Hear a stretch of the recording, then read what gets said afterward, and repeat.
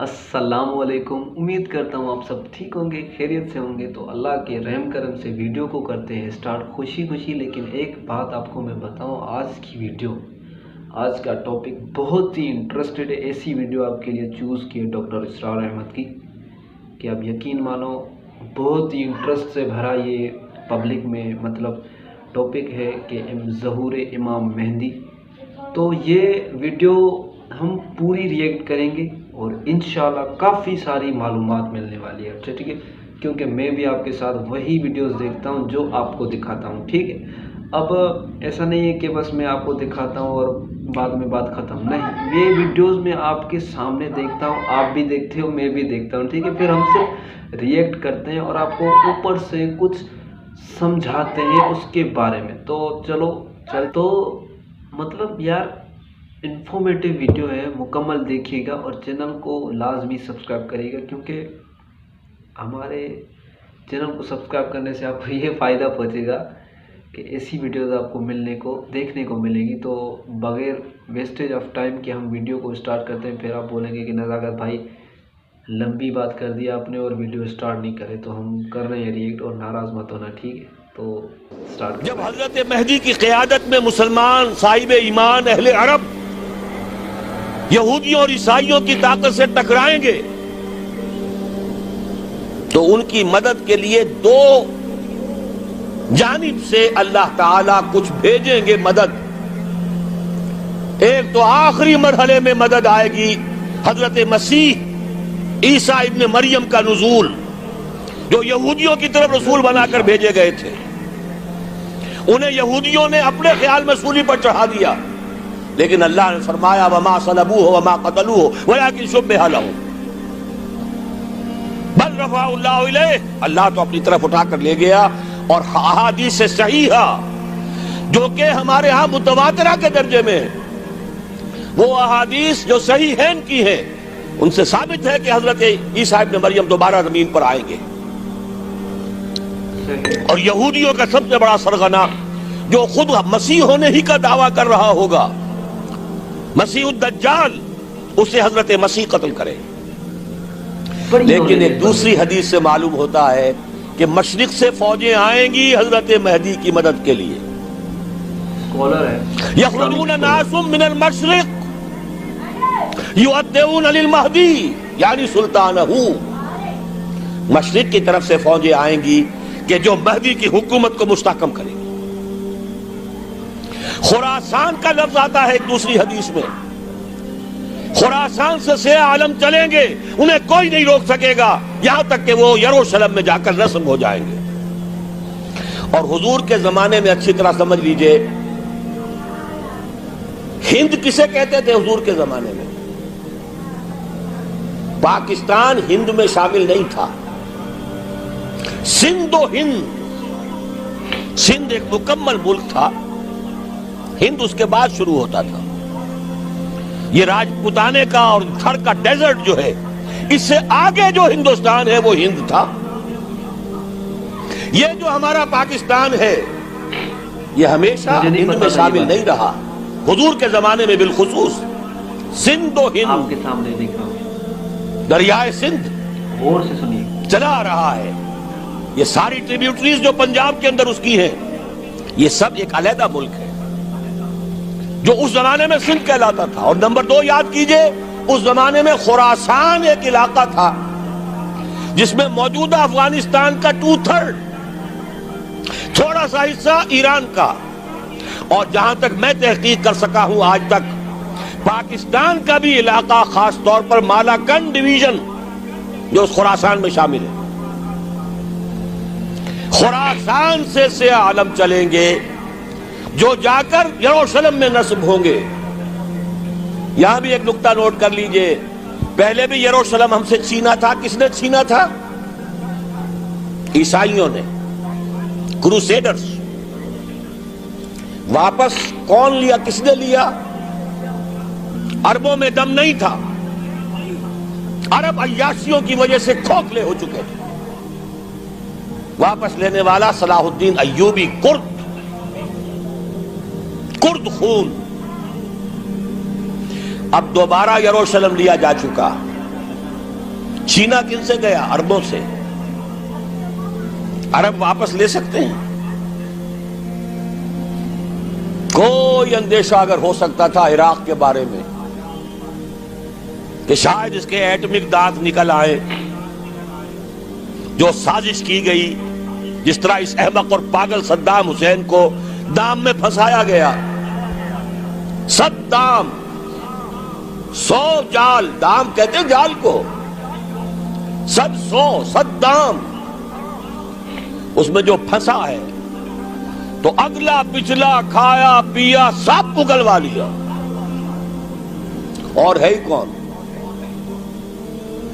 اس کے پاس ایٹمک ہتھیاروں کا ذخیرہ موجود ہے،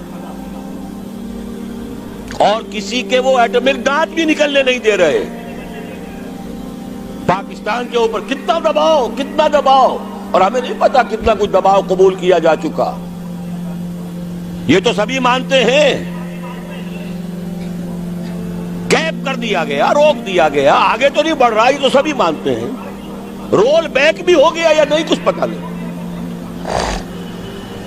لیکن کسی صورت یہ نہیں تسلیم کریں گے، قبول کریں گے کہ کسی مسلمان ملک کے پاس ایٹم بم آ جائے. صحیح. یہودیوں کے پاس ذخیرہ موجود، سب جانتے ہیں. بہرحال یہ جان لیجئے اس علاقے سے امید ہوتی ہے سندھ اور خراسان. حالات بہت خراب ہیں ہمارے، اور حالات بہت خراب ہیں افغانستان کے بھی، لیکن حالات کے بدلتے اللہ تعالیٰ کی مشیت کے تحت دیر نہیں لگا کرتی. صحیح. سیرت نبوی میں مجھے نظر آتا ہے سن 10 میں، 10 نبوی، ہجرت سے 3 سال پہلے، 2.5 سال پہلے، کہیں سے کوئی امید کی کرن نظر نہیں آتی تھی کہ عرب میں اسلامی حکومت قائم ہو جائے گی. 10 برس ہو چکے محمد الرسول اللہ کو دعوت دیتے ہوئے، اور ابھی تک بمشکل 125 آدمی ہے. اپنے بل پر، اپنے طاقت پر مکے میں رہ بھی نہیں سکتے. صحیح. کیسے ہو جائے گا؟ کہاں سے ہو جائے گا؟ میں آج پوچھتا ہوں، کوئی سر بتائے، کہیں سے کوئی امید کی کرن اس وقت نظر آتی ہے؟ اس ماحول میں لے جائیے. اگلے 3 سال میں کیا ہو گیا؟ پہلے سال 6، اگلے سال 12، اس سے اگلے سال 72، اور بیعت عقبہ ثانیہ، ہجرت، اور وہاں سے اب حضور کی طرف سے انیشیٹ شروع ہو گیا، انیشیٹو. تو ہم نہیں کہہ سکتے اللہ تعالیٰ کی قدرت، اللہ کی مشیت. یہ یقین ہے کہ دنیا کے خاتمے سے پہلے نظام خلافت قائم ہوگا، اور تمام دنیا میں ہوگا. ظاہر ہے کہیں پہلے کسی ایک جگہ سے ہوگا، جیسے حضور کے زمانے میں ہوا. اگر بیک وقت پوری دنیا میں ہو سکتا تو حضور کے دست مبارک سے ہوتا. اگر حضور کے دست مبارک سے بھی ایک ملک میں ہوا، جزیرہ نما عرب میں ہوا، پھر حضور کے امتی ہیں نا، ابو بکر ہے، عمر ہے، عثمان ہے، صحابہ کرام کی فوجیں نکلی ہیں، امتی ہیں، امتیوں کے ہاتھوں اس کی توسیع ہوئی. اب بھی یہی ہوگا، کسی ایک علاقے میں ہوگا. میرا گمان ہے، میں یہ یقین سے نہیں کہہ سکتا. گمان بھی میرا ان احادیث کی روشنی میں ہے جو میں نے آپ کو بتا دی اور موجود ہے اس کتابچے کے اندر. علامہ اقبال نے بھی انہی کے حوالے سے کہیں کہا ہے، میرے عرب کو آئی ٹھنڈی ہوا جہاں سے، میرا وطن وہی ہے، میرا وطن وہی ہے. اس علاقے سے کچھ ہونے والا ہے اور ہوگا انشاءاللہ. میری زندگی میں نہ ہو، آپ کی زندگی میں نہ ہو، کوئی پرواہ نہیں. حضرت حمزہ تو شہید ہو گئے غزوہ احد میں. 5 سال کے بعد حضور مکے میں داخل ہوئے ہیں فاتح کی حیثیت سے. حضرت حمزہ کی نگاہوں نے، ان آنکھوں نے تو نہیں دیکھا، عالم ارواح میں اللہ نے کیا مشاہدہ کرایا ہوگا انہیں، وہ تو ہمیں معلوم نہیں. بعض صحابہ شہید کر دیے گئے مکے ہی میں. بہت بڑی کامیابی. اپنی جان لگا دیں، اپنے آپ کو کھپا دیں، اپنے آپ کو مٹا دیں. جس طرح روڑی کوٹ کر بنیادوں میں بھر دی جاتی ہے، ہماری ہڈیوں کا چورا بنا کر اور ہمارے خون کے اندر اسے گوندھ کر اگر وہاں ڈال دیا جائے، اس سے بڑی سعادت کوئی نہیں. اس پر تعمیر ہو خلافت علی منہاج النبوہ کی. ہم اس کی بنیاد کے اندر دفن ہو جائیں، یہی بہت بڑی سعادت ہے. لیکن یہ ہوگا، میں نے عرض کیا تھا کہ یقین ہے مجھے کہ ہوگا، اور ہر صاحب ایمان کو یقین ہونا چاہیے کہ ہوگا. باقی یہ کہ یہ آثار ہیں اور احادیث بھی ہیں، اور 400 برس کی تاریخ بھی بتاتی ہے کہ یہیں سے ہوگا. 1000 برس تک سارے مجددین امت عالم عرب میں پیدا ہوئے. 11ویں صدی کا مجدد اعظم شیخ احمد سرہندی کہاں دفن ہے؟ سرہند میں، ہندوستان میں. 12ویں صدی کا مجدد اعظم شاہ ولی اللہ دہلوی کہاں دفن ہے؟ دہلی میں. 13ویں صدی کا مجدد اعظم سید احمد بریلوی، ان کی تو قبر بھی معلوم نہیں، لیکن ان کا خون جذب ہوا دریائے کنہار میں، اور ان کے سینکڑوں ساتھیوں کی لاشیں اس بالا کوٹ کے مقام پر. 14ویں صدی کے مجدد اعظم شیخ الہند، لیکن ان کے ساتھ ساتھ اتنے اعظم رجال، علامہ اقبال جیسا مفکر، مولانا مودودی جیسا مصنف، مولانا الیاس جیسا مبلغ، کہیں اور ہمیں دکھا دیجئے آپ. میں کل کہیں عرض کر رہا تھا، دیکھیے پہلے جو ہے 1000 برس تک ہر خیر ہندوستان میں باہر سے آ رہا تھا. معین الدین اجمیری باہر سے آ رہے ہیں، شیخ علی حجویری باہر سے آ رہے ہیں، سندھ میں جتنے اولیاء دفن ہیں سب کے سب باہر سے، ایران سے چلے آ رہے ہیں. لیکن جیسے ہی 11ویں صدی شروع ہوئی، ریورس ہو گیا آرڈر. اب سلسلہ مجددیہ نقشبندیہ اب ہندوستان سے نکل کر پھیل رہا ہے.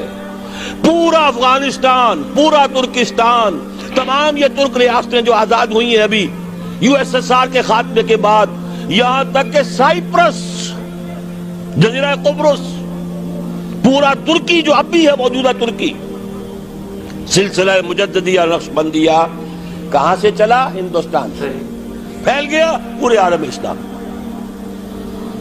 مفکر، علماء دین کا اور تمام علوم دینی کا مجدد شاہ ولی اللہ دہلوی، خالص ترین جہاد فی سبیل اللہ دور صحابہ کے بعد جماعت مجاہدین جام شہادت نوش کیا، سینکڑوں ہمارے مجاہدین. پھر 14ویں صدی میں اقبال جیسا مفکر، مودودی جیسا، دوبارہ دوہرا رہا ہوں، مصنف، مولانا الیاس جیسا مبلغ، مجھے تو کہیں نظر نہیں آتا. تمام مسلمان ممالک آزاد ہوئے، کہیں تو مطلب کافی ساری انفارمیشن ملی جو مجھے نہیں پتا تھی اباؤٹ امام مہدی کے ظہور کے حساب سے، اور کچھ ایسی ڈیٹیل بھی شامل بیچ میں آ گئی جو ہمیں تو بالکل بھی نہیں پتا تھی. تو ایسی انفارمیشن میں آپ سے شیئر کرنے کی کوشش کرنے کی وجہ یہی ہے کہ اسلام کو پھیلانا، اور ہمیں ویڈیوز اچھی بنانی چاہیے. اگر آپ یوٹیوب پر کام کر رہے ہو تو ویڈیوز ایسی بناؤ کہ آپ کے مطلب آپ سے لوگوں کو فائدہ ہو. اب آپ کیسی ویڈیوز بنا کے لوگوں کو فائدہ پہنچاتے ہو وہ آپ پر ڈیپینڈ کرتا ہے، لیکن بیسٹ طریقہ یہی ہے کہ آپ اپنے مذہب، مسلمان ہو، اپنے مذہب کو پروموٹ کرو، کیونکہ آپ کا مذہب ہی صحیح ہے، اسلام ہی صحیح ہے، مسلمان ہی صحیح ہے. دنیا کا اور کوئی مذہب سچا نہیں ہے، صرف اسلام سچا ہے دنیا میں، اور یہ قرآن واضح طور پر بتا چکا ہے. میں اپنی بنا کر پیش نہیں کر رہا، کیونکہ ہمارا ایمان ہے، اور آپ کا ایک کمنٹ ہماری حوصلہ افزائی کر سکتا ہے. اور چینل کو سبسکرائب اور لائک ضرور کر دیجیے گا. تو ملتے ہیں ایک اور ہی ایسی امیزنگ سی ویڈیو میں انشاءاللہ آپ کے لیے ایک اچھی سی ویڈیو پھر بھی لانے کی کوشش کروں گا، اور لاتا رہتا ہوں. ٹھیک ہے، تو ملتے ہیں ایک اور ہی ایسی ویڈیو میں. اللہ حافظ.